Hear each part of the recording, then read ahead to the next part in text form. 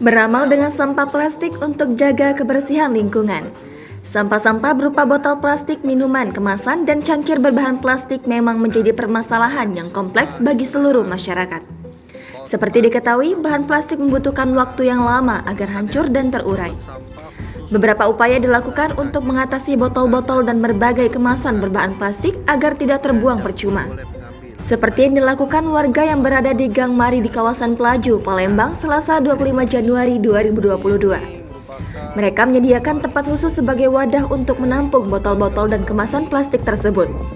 Lalu kemudian bisa dimanfaatkan untuk dijual atau keperluan lain. Plastik ini Tribuners nantinya akan dijual dan uang hasil penjualannya akan disumbangkan atau setiap Jumatnya mereka warga Gang Mari ini melakukan bagi-bagi nasi gratis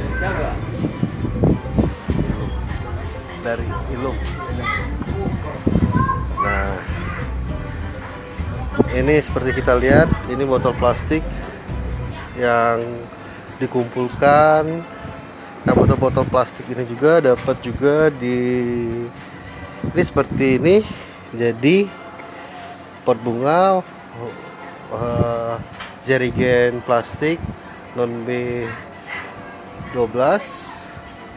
Nah, ini botol-botol plastik ini seperti kita lihat menumpuk, sehingga selain beramal menurut warga sekitar juga botol-botol ini dapat beramal bersama.